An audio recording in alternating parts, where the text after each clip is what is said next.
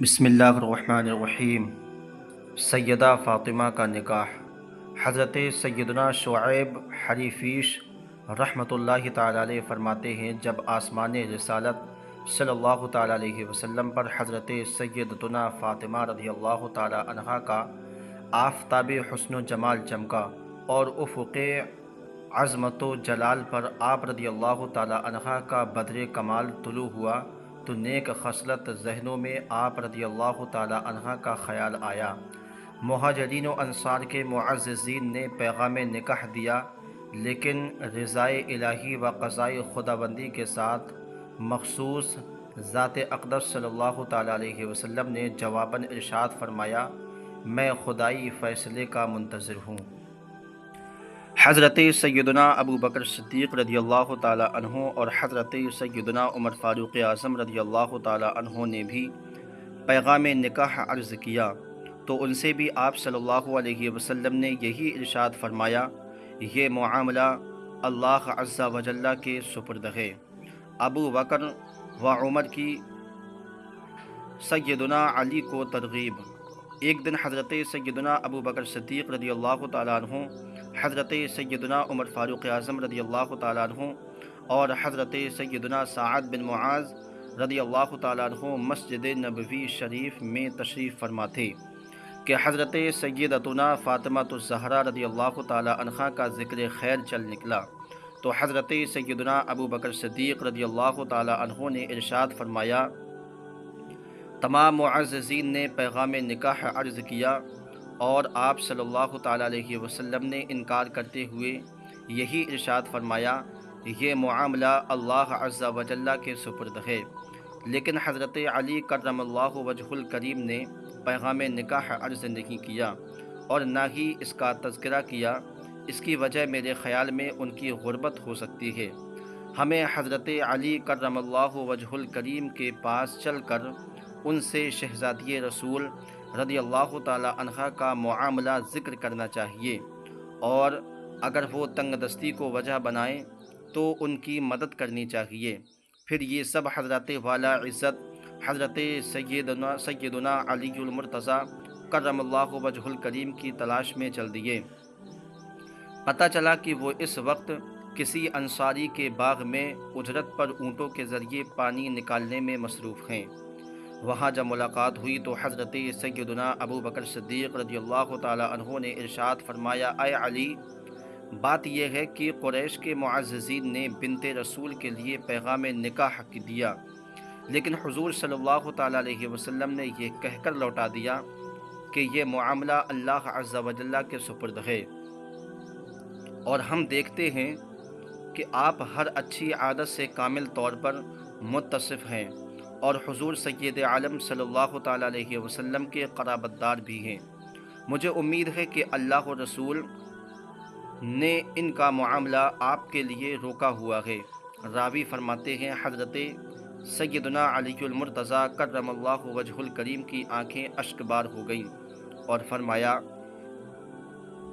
اے ابو بکر رضی اللہ تعالیٰ عنہ، غربت نے مجھے اس سے روک رکھا ہے۔ حضرت سیدنا ابو بکر صدیق رضی اللہ تعالیٰ عنہ نے فرمایا، اے علی، ایسا نہ کہو، اللہ عز و جل اور اس کے رسول صلی اللہ تعالیٰ علیہ وسلم کے نزدیک دنیا اور جو کچھ اس میں ہے اڑتے غبار کی مانند ہے۔ اسلاف کرام کا مبارک شعار۔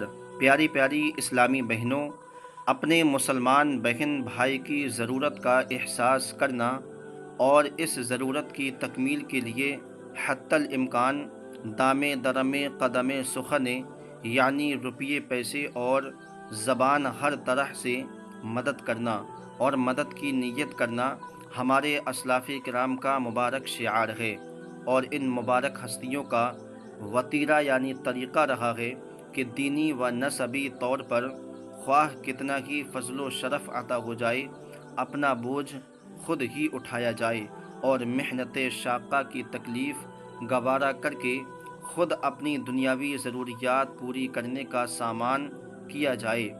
بارگاہ رسالت کے تربیت یافتگان کے قلوب و اذہان میں یہ بات راسخ ہو چکی تھی کہ دین اسلام دنیا اور اسباب دنیا کو اہمیت نہیں دیتا، بلکہ رضائے الہی اور قضائے خداوندی کے آگے سرنگو ہونا یعنی سر جھکانا سکھاتا ہے، اور بتاتا ہے کہ دنیاوی جاہ و حشمت یعنی عزت و شوکت اور سیم و زر یعنی مال و دولت کی حیثیت ڈھلتی چھاؤں اور اڑتے غبار کی سی ہے۔ نگاہ اسلام میں عزت و قبولیت کا مدار تقوی و اخلاص پر ہے۔ اسی بنا پر ان صحابہ کرام علیہم الرحمۃ والرضوان نے حضرت سیدنا علی المرتضیٰ کرم اللہ وجہ الکریم کا حوصلہ بڑھایا اور بارگاہ رسالت میں حاضر ہو کر اپنا مدعا پیش کرنے کا مشورہ دے دیا۔ سیدنا علی کی بارگاہ رسالت میں حاضری۔ حضرت سیدنا علی المرتضیٰ کرم اللہ وجہ الکریم اپنے کام سے واپس آ کر حضرت سیدتنا ام سلمہ رضی اللہ تعالی عنہا کے گھر کی طرف چل دیے۔ دروازہ کھٹکھٹایا۔ حضرت سیدتنا ام سلمہ رضی اللہ تعالی عنہا نے پوچھا کون؟ تو سرکار عالی وقار مدینہ کے تاجدار صلی اللہ تعالی علیہ وسلم نے ارشاد فرمایا اٹھو اور دروازہ کھولو، یہ وہ ہیں جن سے اللہ عز و جل اور اس کا رسول صلی اللہ تعالی علیہ وسلم محبت کرتے ہیں اور یہ بھی ان سے محبت کرتے ہیں۔ حضرت سیدتنا ام سلمہ رضی اللہ تعالی عنہا نے عرض کی میرے ماں باپ آپ صلی اللہ تعالی علیہ وسلم پر قربان، یہ کون ہیں؟ تو آپ صلی اللہ علیہ وسلم نے ارشاد فرمایا یہ میرا بھائی ہے اور مجھے ساری مخلوق سے بڑھ کر پیارا ہے۔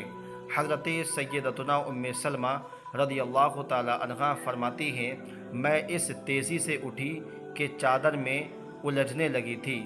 میں نے دروازہ کھولا تو دیکھا کہ حضرت علی رضی اللہ تعالی عنہ ہیں اور آپ صلی اللہ تعالی علیہ وسلم نے آپ رضی اللہ تعالی عنہ نے حاضر خدمت اقدس ہو کر سلام عرض کیا اور سامنے بیٹھ گئے اور زمین کو ریدنے لگے، گویا کچھ کہنا چاہتے ہیں لیکن حیا کا پردہ حائل ہے۔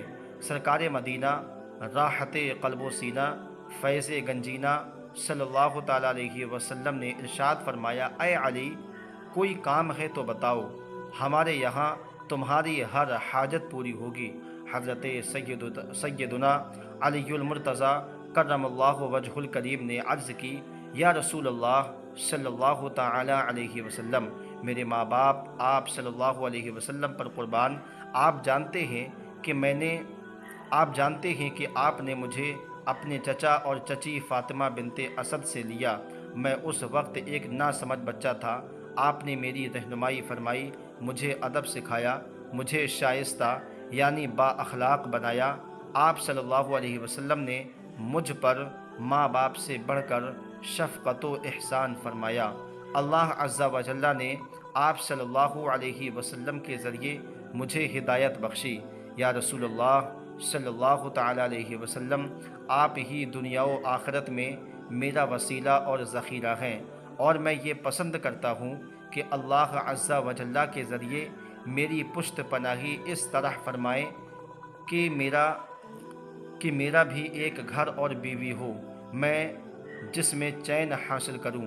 لہٰذا میں آپ کی بارگاہ میں آپ کی شہزادی فاطمہ رضی اللہ تعالی عنہا کے لیے نکاح کا پیغام لے کر حاضر ہوا ہوں۔